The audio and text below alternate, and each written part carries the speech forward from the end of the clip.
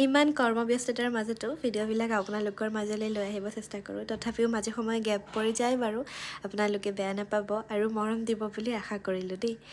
এইটো হৈছে ভিডিঅ'ৰ ছেকেণ্ড পাৰ্টৰ, বহুদিনৰ মূৰত আপলোড কৰিলোঁ, বেয়া নাপাব গতিকে।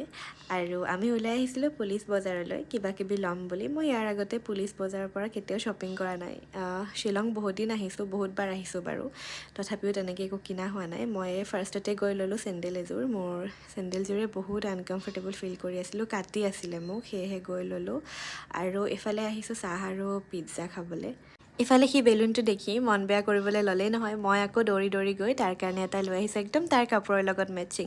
তাৰ ফূৰ্তি দেখিছেনে? এইফালে মই বজাৰ কি কৰিলোঁ দেখাওঁ বুলি ভাবিলোঁ আপোনালোকক। কিবা কিবি ল'লোঁ, ষ্ট্ৰবেৰী, বেবেৰী, আৰু তাৰ কাৰণে এইখন হেলিকপ্টাৰ ইমান মৰম লগা আছিলে। আৰু ইয়াৰ ঘৰৰ কাৰণে কিবা কিবি, এই ক্লিপকেইটা চাওকচোন ইমান কিউট। ইফালে তেওঁক লৈ দিলোঁ মোজা, আৰু এইফালে দেহাক ডিনাৰ কৰাই আছোঁ মই। বাকী আজিলৈ আহিছোঁ দেই।